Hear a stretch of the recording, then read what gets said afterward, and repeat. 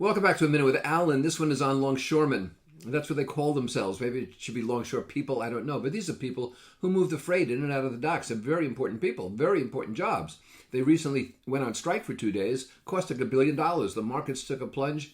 So this was settled rather quickly. It was settled with a 60+% raise in their pay. Now, the head of the International Longshoremen's Union makes about $800,000 plus from the international, which he heads, and another $100,000 plus from the local, where he's also a big cheese. So we're talking $1 million here, plus who knows whatever else.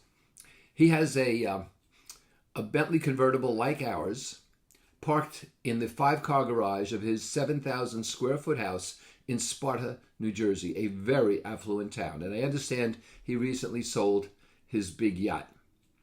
Now, on the West Coast at big ports and the East Coast at big ports, and probably in the Gulf, longshoremen can make 6 figures. They can make $100,000 plus a year with overtime and whatever. But I looked up the average pay of longshoremen, and it's between $40,000 and $50,000 overall across the country. This million plus is a hell of a multiple of that. I remember when I looked up the head of the National Teachers Union, who was making $600,000 a year plus benefits, and the average teacher was making between $45,000 and $60,000. But this is even worse than that.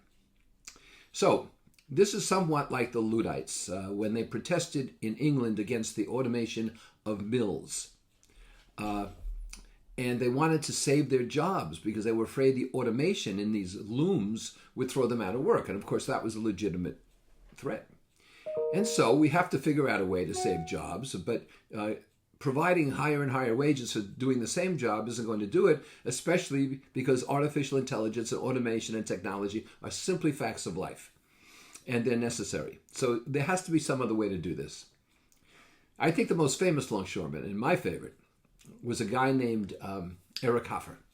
And Eric Hoffer was a legitimate longshoreman, but also a bit of a philosopher and a poet. And he said at one point, a cause becomes a movement, but then it becomes a racket.